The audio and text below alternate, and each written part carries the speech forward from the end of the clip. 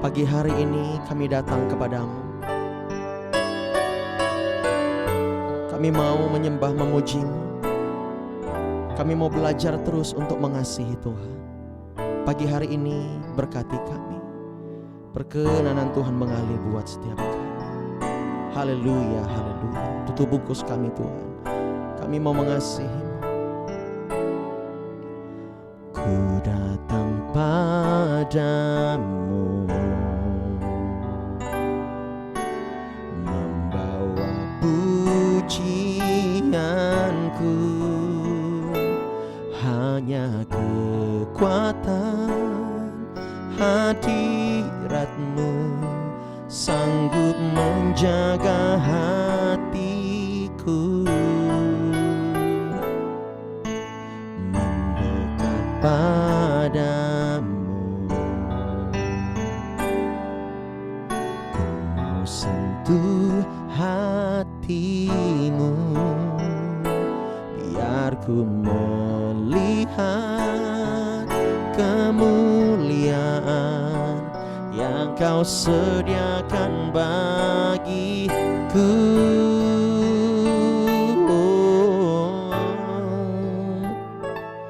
Bagi-Mu pujian, hormat, kemuliaan. Kaulah kebanggaan di dalam hidupku. Janji-Mu bersinar, buktikan Kau besar. Tiada yang seperti-Mu, Yesus Tuhanku.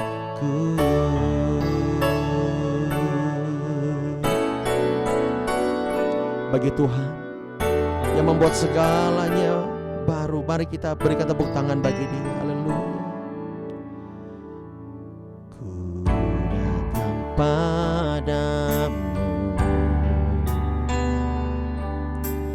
membawa pujianku. Hanya kekuatan hadirat-Mu sanggup menjaga hatiku. Mendekat padamu, ku mau sentuh hatimu. Biar ku melihat kemuliaan yang Kau sediakan bagiku.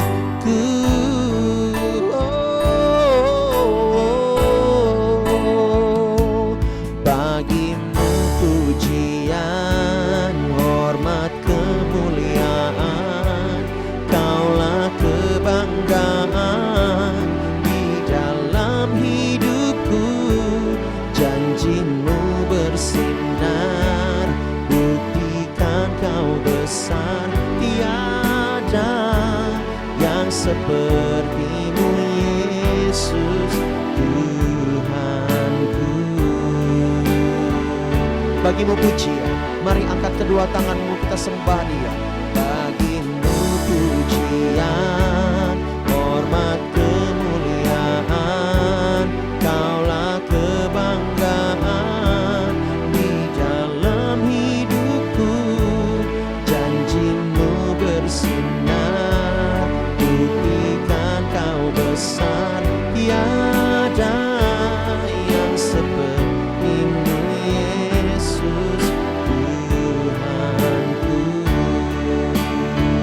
Lebih lagi kita sembah Dia. Oh, bagi-Mu pujian, hormat, kemuliaan. Kaulah kebanggaan di dalam hidupku. Janji-Mu bersinar, buktikan Kau besar. Tiada yang seperti-Mu, Yesus Tuhanku. Sekali lagi nyatakan bersama-sama. Bagi-Mu pujian, hormat, kemuliaan.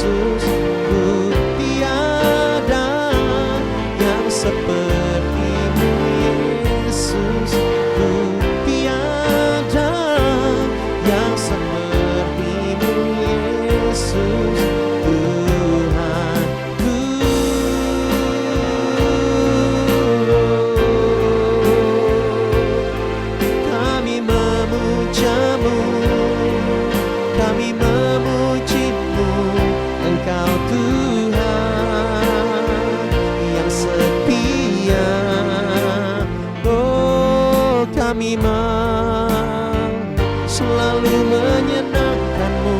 Tuhan, Engkau baik. Kami memiliki pengharapan di dalam Engkau Tuhan. Kami mau selalu datang di hadirat-Mu, menyembah-Mu, memuji-Mu. Haleluya, sebab Engkau layak ditinggikan, layak dimuliakan. Bagimu pujian, pengagungan, segala yang terbaik. Kami percaya, terima kasih Tuhan. Segala yang terbaik hanya bagimu, hanya untuk-Mu. Terima kasih.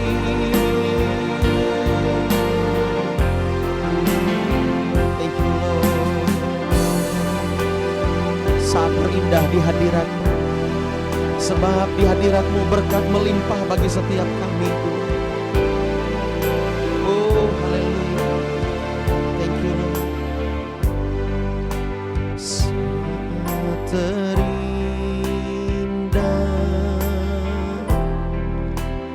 di hadirat-Mu, berkat melimpah ada padamu. Percaya Dia Tuhan yang mau memberkati kita berlimpah-limpah. Ku dipulihkan dan dibarui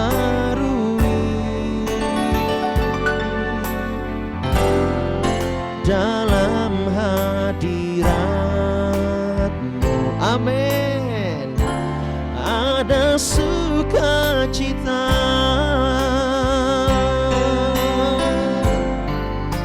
saat terindah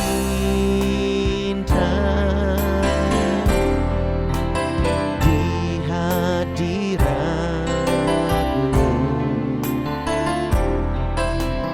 berkat melimpah ada padamu. Ku dipulihkan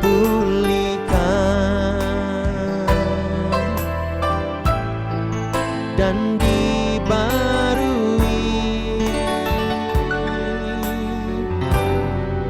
dalam hadirat-Mu. Ada sukacita. Dalam hadirat-Nya ada sukacita, ada pengharapan. Oleh sebab itu pagi hari ini dengan penuh pengharapan kita bernyanyi, kita memuji, dan kita katakan lagi, saat terindah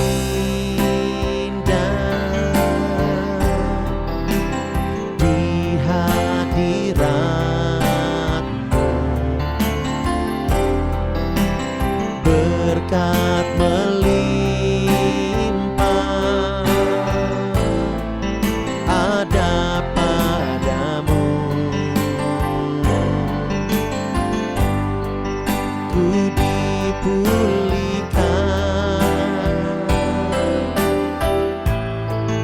dan dibarui dalam hadirat-Mu. Ada sukacita. Yang percaya ada sukacita, mari angkat tangan, buka tangan. Saat terindah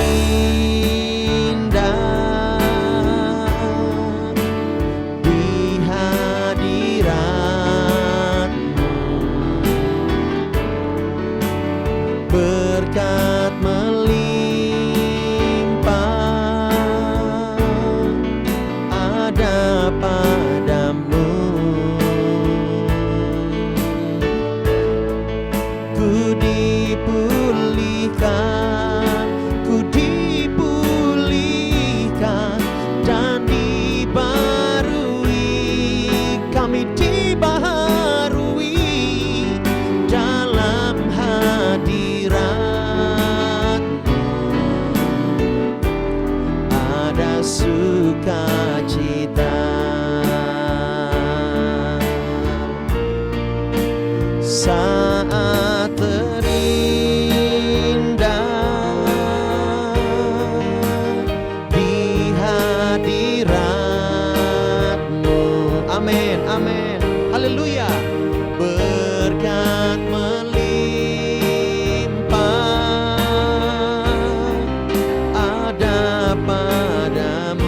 rasakan kasih-Nya mengalir di hidupmu. Dia memenuhi, dipulihkan dan dibarui dalam hadirat-Mu. Ada sukacita. Sekali lagi sama-sama nyatakan, saat terindah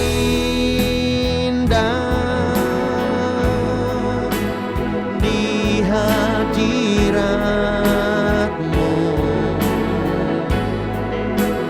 berkat melimpah ada padamu.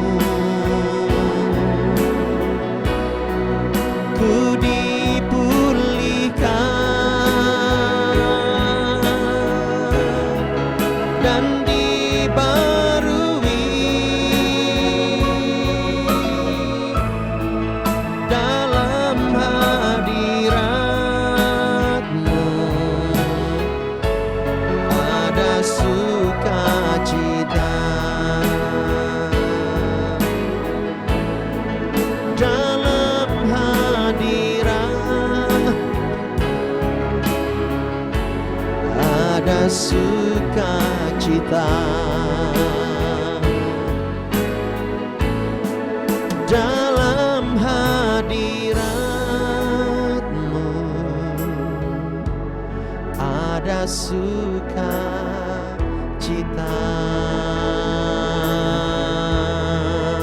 Kita berikan sorak-sorai tepuk tangan bagi Dia. Oh haleluya. Di dalam hadirat-Mu adalah jawaban bagi setiap kami Tuhan. Engkau begitu baik, Engkau sungguh baik bagi kami. Kami mau datang kepadamu pagi hari ini. Kami memuji, menyembah-Mu. Terima kasih Tuhan. Di dalam nama Yesus, sama-sama kita katakan amin. Haleluya. Beri tepuk tangan lagi buat Allah kita yang hidup. Dia luar biasa, Dia dahsyat, Dia perkasa. Bapak Ibu Saudara, pagi hari ini kita mau lihat ya sedikit dari tuntunan Roh Kudus buat setiap kita. Apa yang Dia mau sampaikan Bapak Ibu Saudara. Kita baca sama-sama di kitab Filemon pasal yang pertama. Dan memang dia hanya satu pasal saja ya. Filemon itu tetangganya Pak Robi.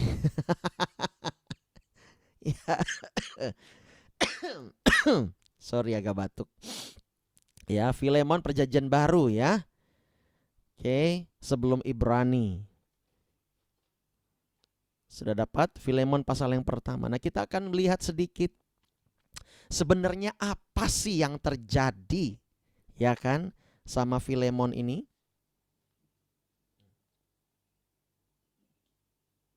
Haleluya. Ternyata setetes air itu sangat berguna. Oke, kita lihat di sini judul perikop di atas adalah salam. Nah, kita akan baca di sini langsung kepada ayat yang keempat dulu ya. Kita lihat Filemon pasal yang pertama memang hanya satu pasal saja. Karena ini merupakan surat dari Paulus kepada Bapak Filemon. Nah, siapakah Bapak Filemon ini? Nanti akan saya jelaskan secara singkat, tidak terlalu mendetail. Tetapi Filemon ini menjadi berkat. Ya, dia menjadi berkat bagi banyak orang percaya. Nanti kita akan lihat ya. Ayat yang keempat, aku mengucap syukur kepada Allahku, ini tulisan Rasul Paulus, setiap kali aku mengingat engkau dalam doaku, karena aku mendengar tentang kasih-Mu kepada semua orang kudus, dan tentang iman-Mu kepada Tuhan Yesus. Nah, apa sih yang terjadi? Kok Paulus berkata seperti ini kepada Filemon?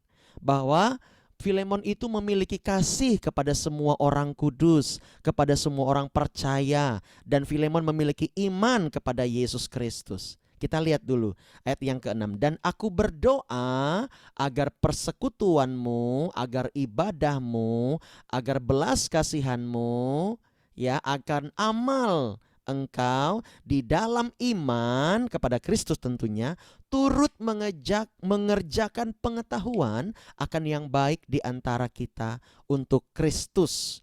Dari kasihmu sudah kuperoleh kegembiraan besar dan kekuatan. Artinya Paulus memang tidak melihat secara langsung bagaimana Filemon pada waktu itu. Kemungkinan besar ya, kemungkinan besar. Tetapi ya, Paulus mendapat berita karena waktu itu Rasul Paulus ketika menulis surat ini, Rasul Paulus sedang dalam penjara. Mengerti di sini?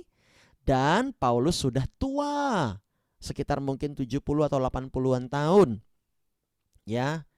Nah, dari kasihmu sudah kuperoleh kegembiraan besar dan kekuatan, sebab hati orang-orang kudus telah kau hiburkan, saudaraku. Nah, ayat yang ke-8 ini ada hubungannya, tiba-tiba ada nama Onesimus. Siapa ini ya? Nah, kita akan lihat. Karena itu sekalipun di dalam Kristus aku mempunyai kebebasan penuh untuk memerintahkan kepadamu apa yang harus engkau lakukan, tetapi mengingat kasihmu itu lebih baik aku memintanya daripadamu, aku Paulus yang sudah menjadi tua, lagi pula sekarang dipenjarakan karena Kristus Yesus, mengajukan permintaan kepadamu mengenai anakku yang kudapat selagi aku dalam penjara, yakni Onesimus. Dahulu memang dia tidak berguna bagimu, tetapi sekarang sangat berguna bagimu maupun bagiku. Nah, siapa Onesimus ini? Ternyata setelah diselidiki bahwa Onesimus ini memang waktu di penjara anak rohaninya Paulus. Ya, Paulus mengangkat dia menjadi anak rohaninya. Nah, kenapa Onesimus bisa bertemu dengan Paulus? Karena Onesimus juga di penjara. Kenapa Onesimus di penjara?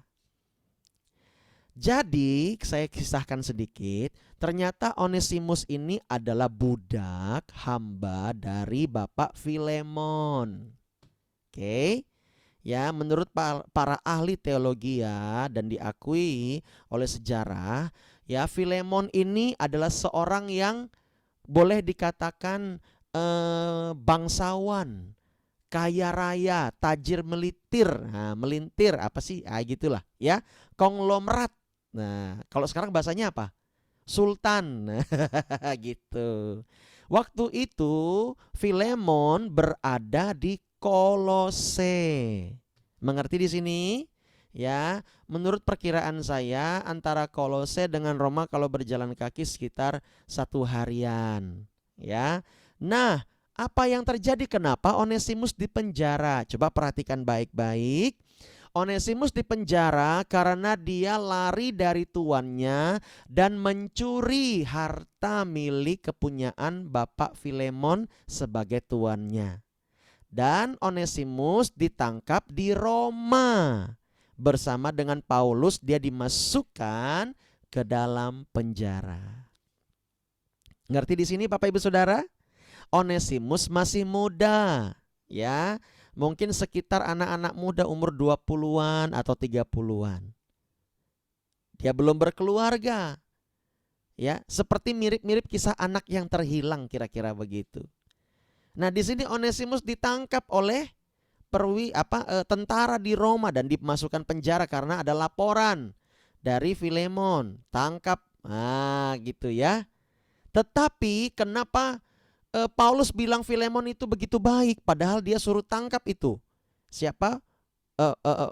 Onesimus. Ya. Karena saya mau kasih tahu, Filemon ini walaupun dia sultan konglomerat di distrik Kolose atau di wilayah Kolose pada waktu itu, Filemon ini membuka rumahnya bagi persekutuan umat-umat percaya. Ya, dia Filemon ini membuka rumahnya, entah namanya komsel ataupun mungkin gereja. Dia membuka rumahnya bagi persekutuan umat-umat percaya bahkan setiap hari. Dia menyediakan makan, minuman, konsumsi, ya, dan Filemon ini juga dijamah dan percaya kepada berita Injil. Filemon ini begitu baik. Tetapi kepada Onesimus dia harus tegas. Saya yakin dan percaya, ya, sedikit banyak mungkin Filemon kesal kepada Onesimus ini. Sudah dipercaya tapi seperti ini, biar aja dia ditangkap di sana. Mana tahu masih ada dia bertobat, ya kan? Ya.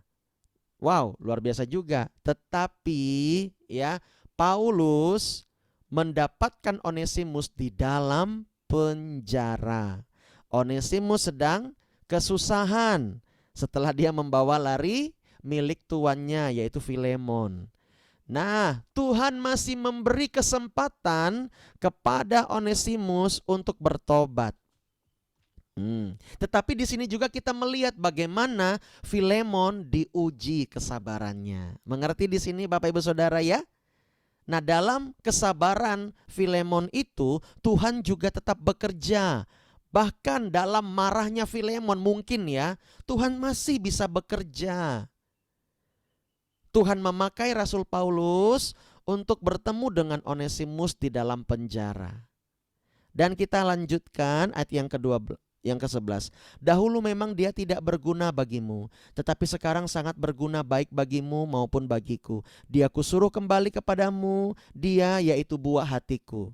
Kemungkinan besar kalau menurut tafsiran saya, Paulus ini melihat Onesimus sebenarnya baik.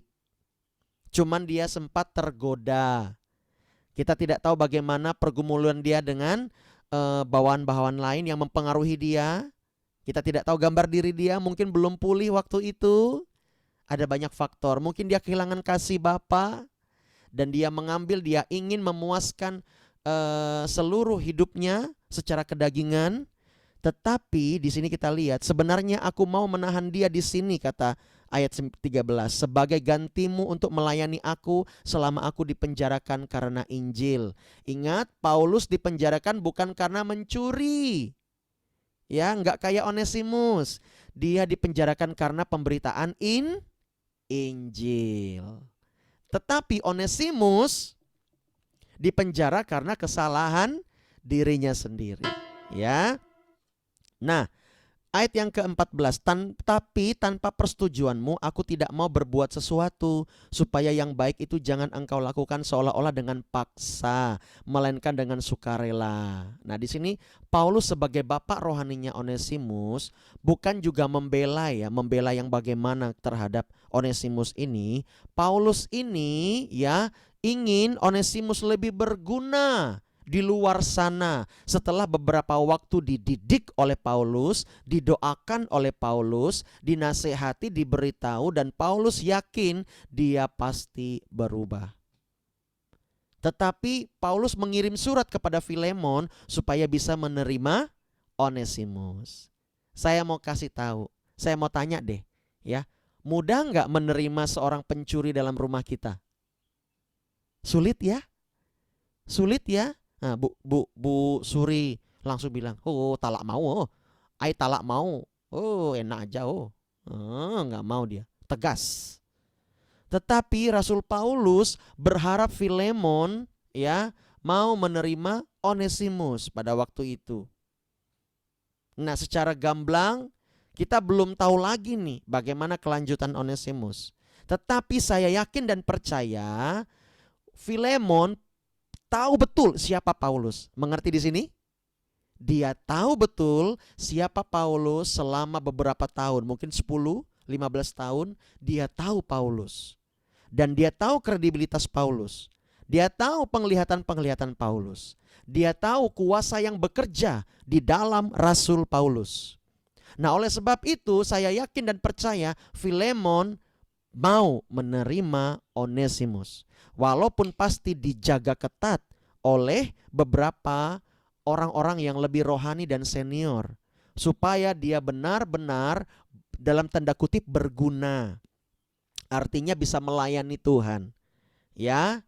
Nah, di sini kita pelajari adalah bagaimana Tuhan bekerja dengan luar biasa, meskipun yang pertama di dalam kelemahan kita. Kita lihat yang pertama pribadi Paulus. Dia berdoa, dia membela Onesimus supaya Onesimus bisa diberi kesempatan oleh Filemon untuk bertumbuh dan berbuah setelah dia dikeluarkan dari penjara.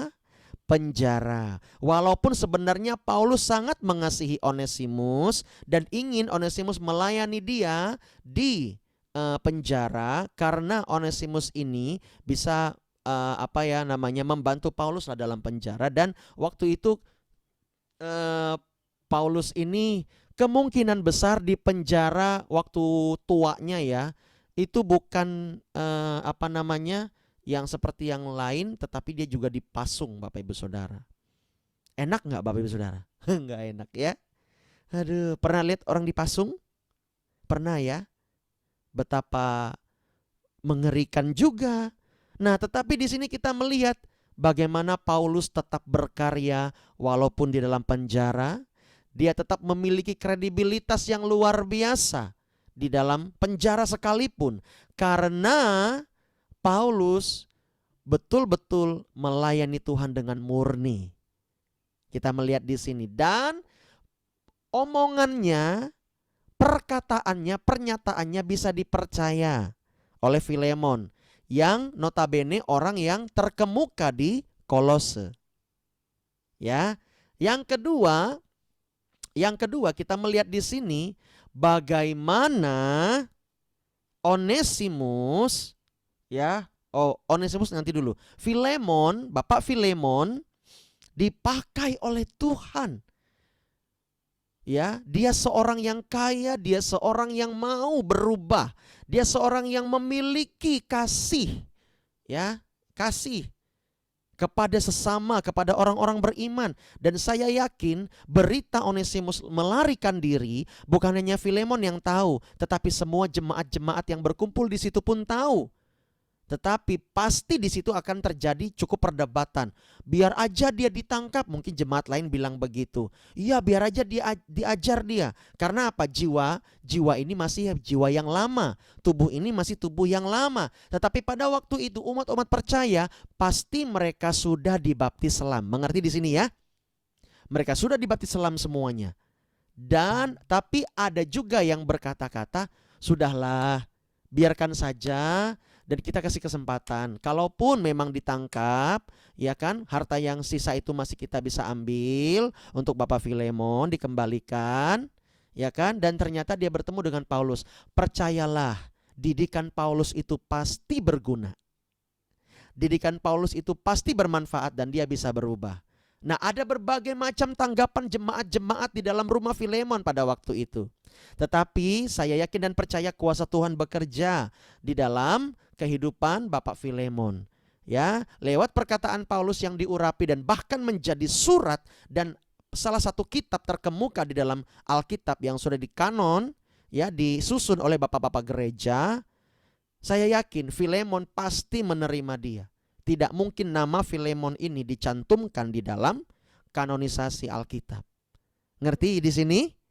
Nah, pasti dia diterima walaupun sedang dididik. Ya, oleh sebab itu kita pelajari bagaimana Filemon memiliki kasih yang murni. Walaupun dia seorang yang kaya raya. Ya, saya banyak sekali melihat, mohon maaf, bagaimana orang-orang di dunia ini, ya, mereka itu Bapak Ibu Saudara, mereka itu banyak juga yang kaya raya. Tetapi mohon maaf, mereka pelit sekali. Sekalipun mereka Kristen, pelit sekali. Ya, berjanji itu Bu Pendeta Henny Kristianus juga bersaksi.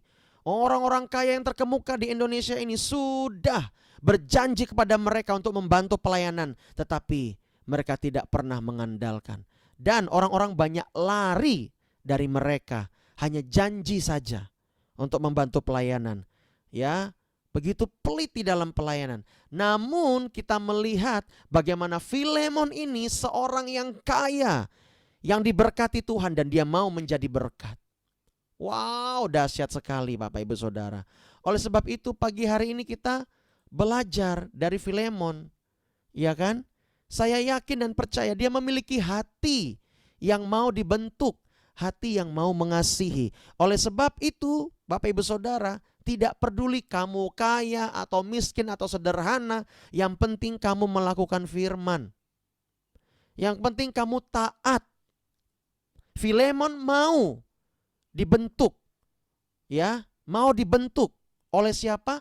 Oleh Rasul Paulus. Rasul Paulus punya otoritas, dia bilang begitu, untuk kamu melakukan ini, ya Paulus suruh Filemon lakukan ini, pasti Filemon taat. Itu ayatnya tertulis.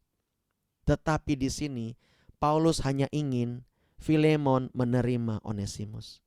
Waduh, dari Paulus saja saya belajar kasih yang murni. Ya, dari Bapak Filemon juga saya belajar bagaimana ketika nanti kalau kita diberkati, ingat baik-baik. Kita nggak boleh pelit. Pelit dalam apa? Kasih, yaitu menerima orang lain, memberi kesempatan. Ya, Filemon di sini bukan berarti hanya berbicara soal harta kekayaan, tetapi dia juga kaya akan kasih. Nah, jangan sampai kita miskin kasih walaupun kaya raya di dunia. Nanti kita nggak dapat kehormatan dari Tuhan. Ya, saya yakin dan percaya Bapak Ibu Saudara pasti mau dibentuk, mau bersama-sama berjalan, mau ditegur, mau diajar. Sekayanya Filemon, saya yakin dan percaya dia orang terkemuka di Kolose, pasti dia bisa saja punya kesempatan untuk sombong, tinggi hati. Siapa lu? Udah Onesimus itu. Ya kan, nggak usah aja dipenjara sama Paulus, pindahkan, dia tinggal bayar sedikit sama tentara-tentara Romawi waktu itu. Ya Paulus si Onesimus dipindahkan di penjara kemana gitu, lalu disiksa, dan saya tidak tahu karena dia budak. Waktu itu masih berlaku untuk budak-budak, untuk hamba-hamba. Tetapi Filemon mau menerima Onesimus. Wow, nggak mudah loh Bapak Ibu Saudara. Saya yakin pasti Filemon ada peperangan dalam batinnya. Betul enggak? Kita aja ini yang punya anak. Anak kita udah durhaka, nggak tahu malu, ya kan? Ya, udah dia berbuat dosa terus, make fasilitas kita, nggak tahu berterima kasih. Ya kan? Dibilang sama kita, saya benci orang tua saya, tapi masih aja make fasilitas kita. Itu kan anak kurang ajar, nggak tahu malu. Ya kan? Tetapi kita saja ternyata harus menerima dia. Itu artinya kita memiliki kasih yang kaya. Amin. Lebih baik seperti itu Bapak Ibu Saudara. Ya, nggak apa-apa. Memang kadang anak-anak kita ini menyebalkan. Ini juga untuk orang tua yang ada di YouTube ya.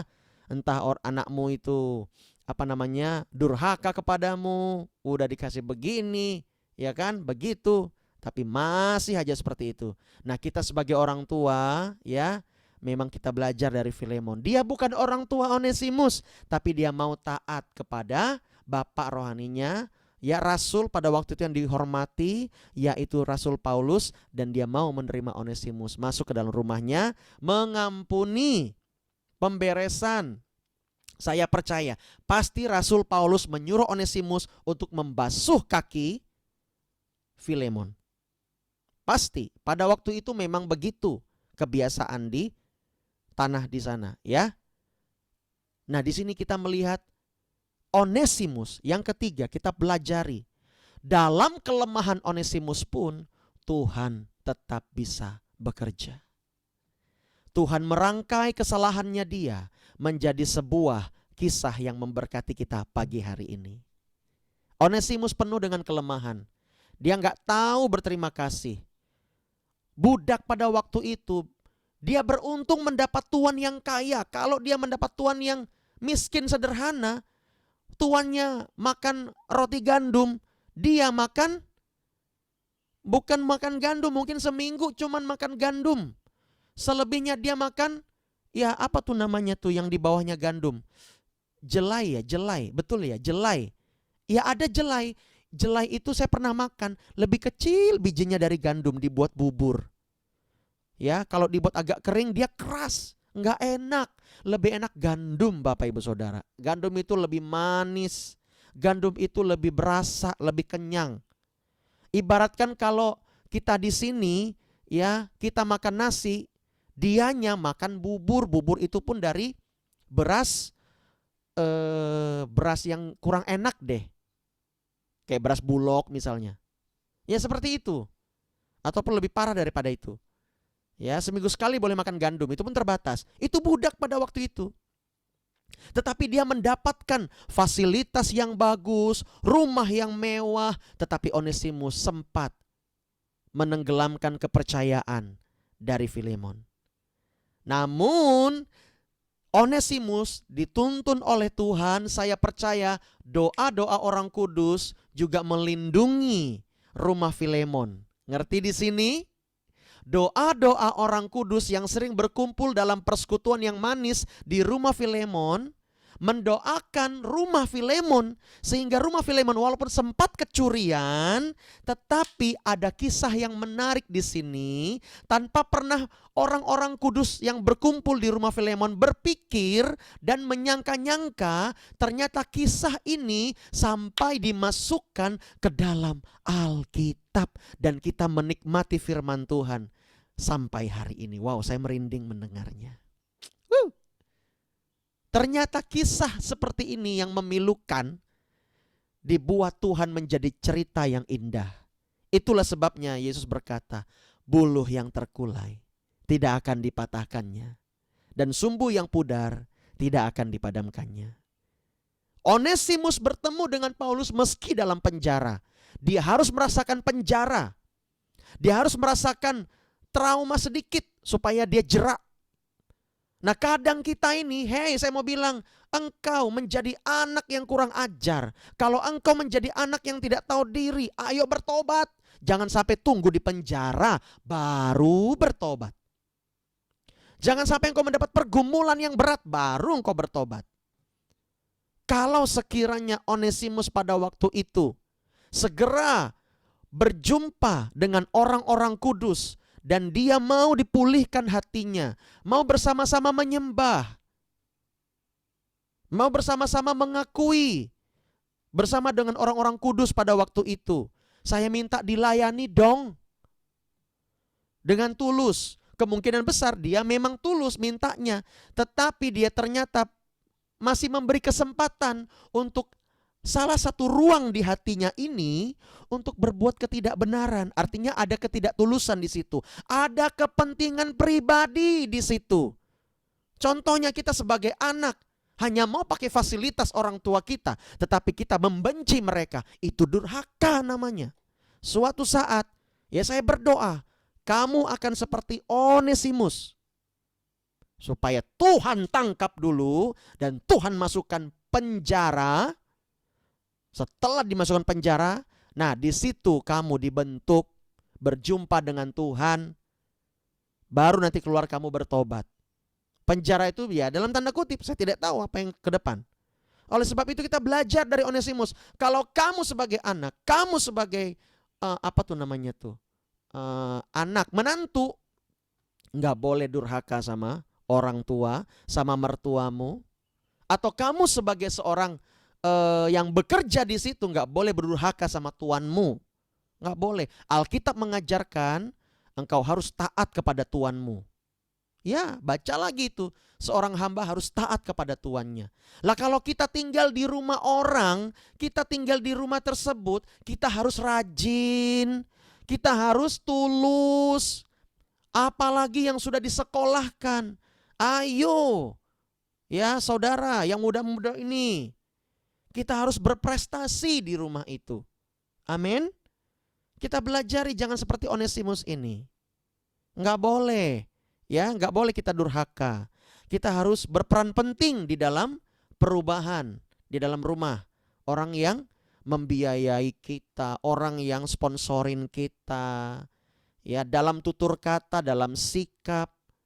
Kita harus taat. Supaya jangan sampai perkataan Tuhan kita itu mengutuk kita. Kita menghindari. Ingat bahwa kita adalah orang percaya kepada Tuhan. Bapak Ibu Saudara, mari kita sama-sama belajar pagi hari ini. Ya, sekali lagi dari Paulus sebagai bapak rohani, sebagai orang yang terkemuka dan sangat terkenal pada waktu itu di mana-mana. Dia yang dari pembunuh orang-orang percaya menjadi percaya dan pemberita Injil, menjadi rasul yang membuka persekutuan, membuka gereja di mana-mana. Tulisannya sangat terkenal. Dia mau mempertaruhkan kredibilitasnya untuk seseorang pencuri, yaitu Onesimus. Saya yakin dia nggak sembarangan mendapat pesan dari Tuhan. Oh, ternyata benar apa yang dilakukan Paulus sangat berguna bagi kita. Pagi hari ini kita membaca kitab Filemon. Amin. Sedikit mengerti Filemon ini, Bapak Ibu Saudara, sedikit mengerti ya? Ya. Oh, yang kedua kita belajar dari Filemon. Filemon dengan sedikit geram tapi dia mau dibentuk. Dia menenggelamkan kedagingannya walaupun dia tajir melintir. Dia kaya raya, dia mau dibentuk dan dia menenggelamkan kedagingan itu. Dan dia menerima Onesimus oleh karena perkataan Paulus dan juga doa-doa orang kudus yang beribadah di rumah Filemon. Amin. Ya, yang ketiga kita belajar dari Onesimus. Jangan sampai kita kalau sebagai anak kita durhaka sama orang tua kita. Ya, saya ini sudah menganggap Pak Robi dan Bu Kartini sebagai orang tua kami sendiri. Dan kami pun tidak boleh durhaka kepada mereka. Kami menganggapnya seperti itu. Karena kami tahu mereka berperan penting di dalam pemberitaan firman di kota ini. Amin. Nah, kita yang mau terlibat, ayo terus berprestasi. Ayo terus berubah, Bapak Ibu Saudara. Ya. Supaya apa? Kuasa Tuhan semakin sempurna dinyatakan dalam hidup kita. Saya berdoa di tempat ini, ya, kalau boleh jangan seperti kisahnya sebelum Onesimus berubah. Anak-anak muda, halo anak-anak muda, lambaikan tangannya anak-anak muda. Ya, saya pun lambaikan tangan, ya kan? Ya, jangan sampai ya kita ini melakukan kesalahan dulu baru kita bertobat. Sudah saya beritakan sebagai pemberita firman pada pagi hari ini. Ayo kita belajar dari Onesimus, dari Filemon, dari Rasul Paulus. Bahwa mereka bisa memiliki hati yang mau dibentuk dan menenggelamkan kedagingan. Dan kita lihat bagaimana kitab Filemon ini masuk di handphone Bapak Ibu Saudara sebagai kitab suci. Dan ada di depan Bapak Ibu Saudara sebagai Alkitab LAI. Itu semua karena karya Roh Kudus. Kamu telah menerima Roh Kudus dalam hatimu. Jangan biarkan hatimu dikendalikan oleh emosi. Jangan hatimu dikendalikan oleh kedagingan. Tetapi biarlah pikiranmu bersih dan hatimu murni. Ingat, visi kita adalah pemurnian. Masalah mungkin bisa datang, tetapi ayo kita dingin kepalanya, hatinya juga mengasihi, dan kita bersama-sama mencari solusi, bukan membesarkan perkara-perkara. Oke? Diberkati pagi hari ini? Amin. Ya, kita menjadi orang tua, kita terima anak kita, namun ingat Filemon juga tegas. Dia bilang suruh sama tentara Romawi supaya menangkap Onesimus. Dia tegas, tetapi ya dia juga mengasihi dan mau menerima Onesimus kembali. Walaupun dalam pengawasan dan tidak semena-mena, Onesimus masuk ke kamar Filemon.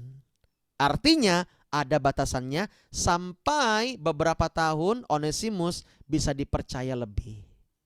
Mengerti Bapak Ibu Saudara?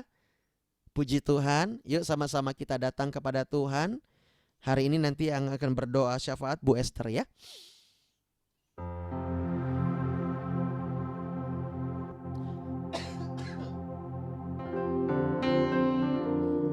Tuhan, pagi hari ini terima kasih untuk firman-Mu yang begitu indah. Kami baca dari kitab Filemon, kami diberkati, kami mau berubah bersama-sama. Kami tidak mau egois, tapi kami juga tidak mau mengulangi kesalahan Onesimus ini. Namun dari semuanya ini kami belajar bagaimana Tuhan membentuk Rasul Paulus, bahkan Filemon sekalipun yang waktu itu sangat kaya raya, tapi dia mau memberikan rumahnya untuk persekutuan orang percaya. Dan Engkau membentuk Onesimus sedemikian rupa sehingga dia juga menjadi penginjil pada waktu itu. Tuhan, terima kasih banyak. Kami mengucap syukur untuk pelajaran berharga pagi hari ini. Tuhan, berkati umat-Mu, tolong mereka agar mereka semuanya mau berubah. Dan Tuhan memberikan kekuatan. Tanpa kekuatan daripada Tuhan kami gak sanggup Tuhan. Pagi hari ini kami minta kekuatan yang baru daripada-Mu. Biarlah kami semuanya diberkati dari kisah ini, dan kami mau sama-sama menjadi berkat bagi orang lain.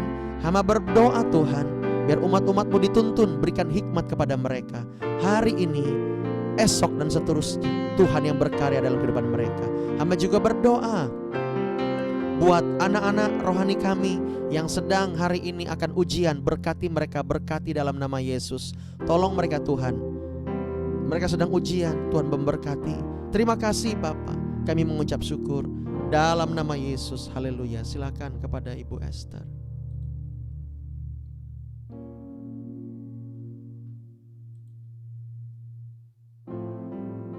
Shalom. Mari kita berdoa. Bapa dalam kerajaan surga, selamat pagi Bapa. Selamat pagi Tuhan Yesus, selamat pagi Roh Kudus. Terima kasih Tuhan, kami boleh berkumpul di sini melalui Zoom ini Tuhan Yesus, untuk bersama-sama berdoa dan mendengarkan firman-Mu Tuhan. Tuhan, pada saat ini kami berdoa Tuhan Yesus buat bangsa-bangsa kami Tuhan. Berkati bangsa-bangsa kami Tuhan, suci kuduskan bangsa-bangsa kami Tuhan.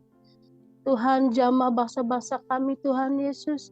Jamah negara kami Indonesia Tuhan, dari Sabang sampai Merauke Tuhan Yesus. Tuhan, berkati Tuhan Yesus agar bangsa-bangsa kami dipulihkan, agar negara kami dipulihkan Tuhan Yesus, agar ada terjadi kegerakan revival, agar terjadi pertobatan Tuhan.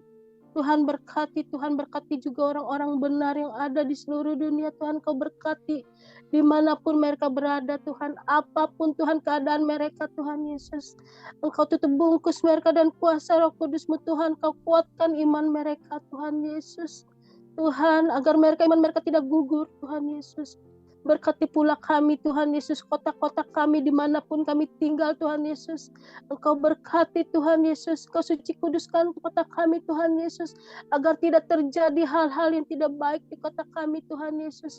Kami percaya Engkau menutup bungkus kota kami dan kuasa Roh Kudus-Mu Tuhan. Engkau jamah kota kami Tuhan Yesus, agar terjadi Tuhan pertobatan juga di kota-kota kami Tuhan Yesus. Agar terjadi revival di kota-kota kami Tuhan Yesus. Engkau berkati Tuhan, Kau jaga Tuhan Yesus. Berkati pula umat-umat-Mu Tuhan, umat-umat-Mu yang mengikuti Zoom ini Tuhan, dan yang nanti menonton YouTube Tuhan Yesus. Engkau berkati Tuhan Yesus, apapun keadaan kami Tuhan Yesus. Ketika kami berdoa Tuhan Yesus dan memuji dan memuliakan Engkau, kami yang sakit kami disembuhkan, kami yang berbeban berat kami diberi kelegaan, kami yang terikat kami dilepaskan Tuhan Yesus. Engkau berkati kami Tuhan Yesus, Engkau berkati kegiatan kami pada hari ini Tuhan Yesus. Apapun yang kami lakukan, baiknya sekolah, bekerja, berusaha Tuhan Yesus, Kau tutup bungkus kegiatan kami pada hari ini Tuhan Yesus. Terima kasih Bapa, terima kasih Tuhan Yesus. Inilah doa kami Tuhan Yesus, yang kami sempurnakan dengan doa Bapa kami yang sedang Kau ajarkan kepada kami. Bapa kami yang ada di surga, dikuduskanlah nama-Mu, datanglah kerajaan-Mu, jadilah kehendak-Mu di bumi seperti di surga. Berikanlah kami pada hari ini makanan kami yang secukupnya, dan ampunilah kami akan kesalahan kami, seperti kami juga mengampuni orang yang bersalah kami.